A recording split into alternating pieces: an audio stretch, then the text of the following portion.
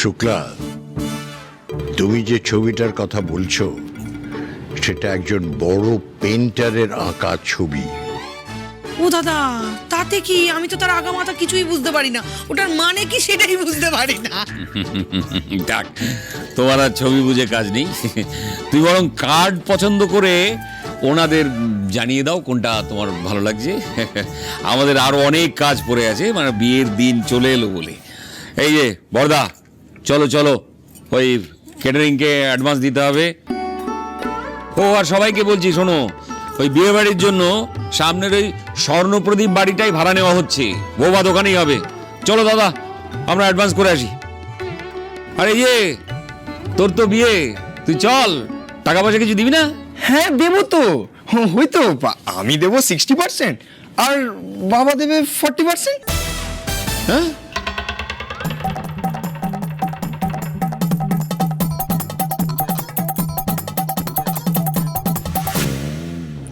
আমার বাবা যখন চান আমি এই বয়সে বিয়ে করে সংসার করতে রাজি আছি।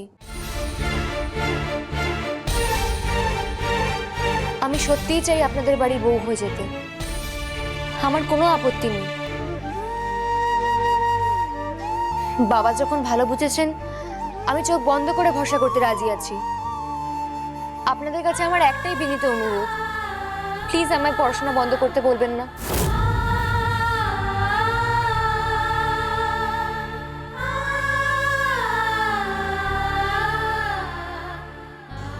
সাহস বলে দিল মুখের উপর। আমি এমনি কলকাতায় পড়াশোনা করতে যেতাম, না হয় বিয়ে করেই যাব, কিন্তু সেখানে গিয়ে শুধু সংসার করব এটা বললে মিথ্যে বলা হবে। আমি মেডিকেল এন্ট্রান্স দেব, আমি ডাক্তার হব।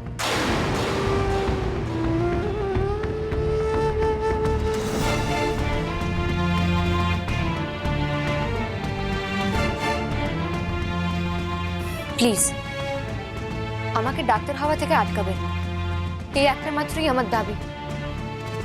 আপনাদের যদি এতে কোনো আপত্তি না থাকে তাহলে আমারও বিয়ে করতে বিন্দু মাত্র আপত্তি নেই। চিও রানী, তোর এই সাহসের জন্যই তো আমি তোর এত বড় ফ্যান। আমায় ক্ষমা করবেন, কথাগুলো না বলে থাকতে পারলাম না। আপনারা অত বড় শহরের মানুষ, অনেক বেশি আধুনিক, মনে হলো আমি বললে হয়তো আপনারা আমার কথা বুঝতে পারবেন। আজকালকার মেয়ে হয়ে পড়াশোনা করব না? আপনিই বলুন আন্টি।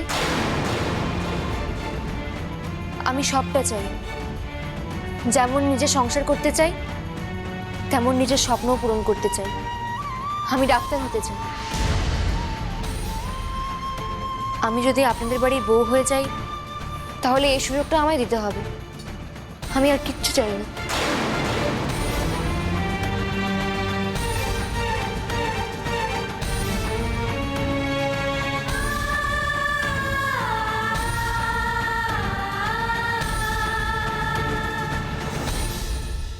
আরে বাবার ওই জমানো কটা টাকা তোর বিয়ের জন্য তাতে হাত পড়বে না? কি কোন জুস কোথায়? ওই একদম না, একদম না, বিয়ের সব টাকা তুই দিবি। হ্যাঁ বাবা তো ঠিকই বলছে, তোর বিয়ের যাবতীয় খরচ তো তুই দিবি, জেঠিমুনি কেন দেবে? ইস, বেচারার মুখটা দেখো, মুখ, হাতের নখ দেখো, টেনশনে নখ খেয়ে খেয়ে সব আঙুলগুলো ন্যাড়া হয়ে যাবে। এবার এত বড় আঘাত বেচারা সহ্য করতে পারবে না, এরকম করো না জয়, প্লিজ। শোনো বড় বৌদি, মেজ বৌদি, তুমিও শোনো, ওর বিয়েতে কেউ কোনো টাকা খরচা করবে না। শেষদা ভাইয়ের বিয়েতে যাবতীয় খরচ ও নিজে করবে। অনেক জমেছে ব্যাটার পকেটে। এই ভাই, এইরকম বিশ্বাসঘাতকতা আমার সাথে করিস না, আমি তো গরিব মানুষ, বল।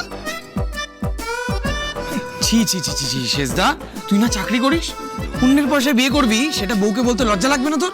না, ব্যাপারটা হচ্ছে এর মধ্যে বউ কোথা থেকে আসছে? বউ যেখানে আছে থাক না, সব কথা কি বউকে জানাতে হয়? তুই বল।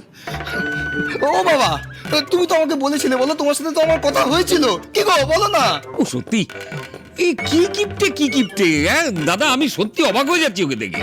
আচ্ছা বাবা শোনো না, তুমি অন্তত 35% আমাকে দাও, হ্যাঁ আমি বাদ বাকিটা দিয়ে দেবো, আমি দিয়ে দেবো। এই বেটা, চল তো এখন, এখন যেটা দরকার সেটা আগে দিবি, তারপরে বাবার কাছে আর্জি জানাবি। চলো দাদা, চলো। না মানে আমি কাকুমণি যেটা বলছি না, তুমি আমার কথা শোনো, তোকে আমি আরে যা, অ্যাডভান্স করতে হবে, চলে। এটা যে ভালো লেগেছিল, কিন্তু এই তো এটা দেখো, এটা দেখো, এখানে অনেকগুলো ডিজাইন রয়েছে। দূর ল্যাপটপ থেকে আমি বুঝতে পারি না। দেখো বোঝা যায় কোনো রং। ওইটা থেকে হাত কাছে হবে না। খাও না, এটা খুললেই বড়। একদিন এত টাকা রোজগার করব আমি যে আর কোনো অভাব থাকবে না। এদের সকলের সব চাহিদা পূরণ করব। শুধু পেশেন্টকে বাঁচানোই সফল ডাক্তারের প্রমাণ না, বুঝলে রানী? ওসব বড় বড় কথা বাস্তবে খাটে না। বাস্তব হলো যার পকেটে জোর আছে সেই সফল। কত করে বললাম, কত করে বোঝালাম ওনাদেরকে আমি আর দাদা, কিন্তু ওনারা তো কোনো কথাই শুনলেন না।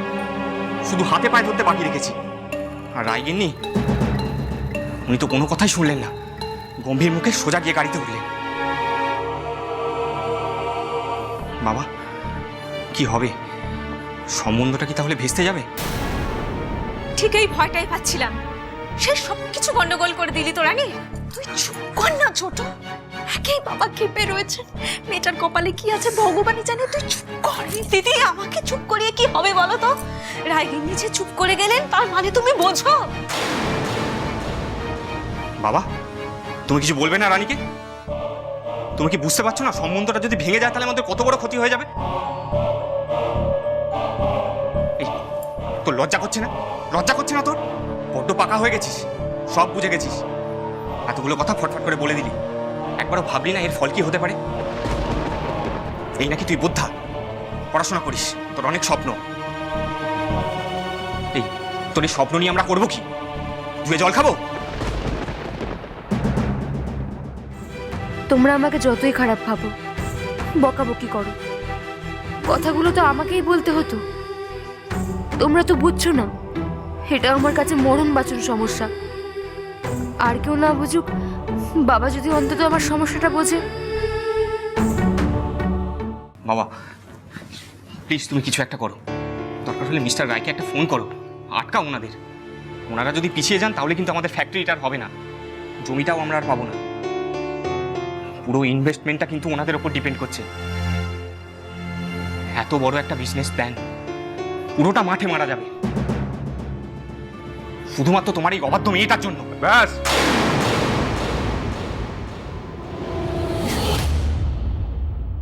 তোমরা সবাই যাও এই ঘর থেকে।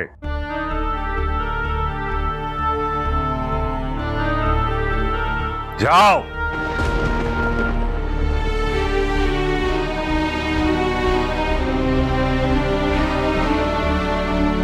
কি হলো? কি বললাম সৈকত? রানী ছাড়া এই ঘরে কেউ থাকবে না। যাও এখান থেকে।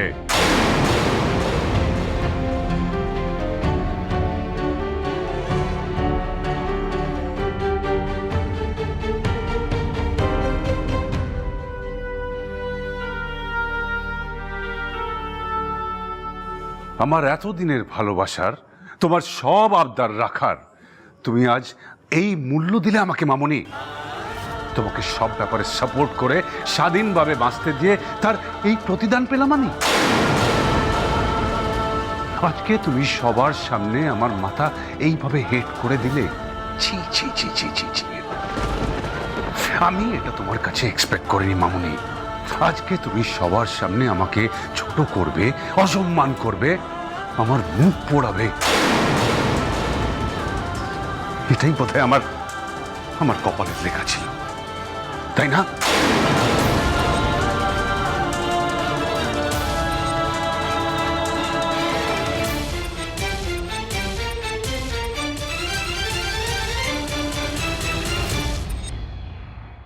আজকের পর থেকে তুমি আমার কাছে কোনো অন্যায় প্রশ্রয় আশা করো না মামুনি। কাল থেকে তোমার বাড়ি থেকে বেরোনো বন্ধ। মনে হচ্ছে বিয়েটা খিচে গেছে জানিস। এখন রানীর বাড়িতে কি যে তুলকালাম চলছে কে জানে। যা মেয়ে তোর ওই বউয়ের বেস্ট ফ্রেন্ড, সারাক্ষণ লড়াই করার জন্য রেডি। তাই করছে হয়তো, কি দেখ।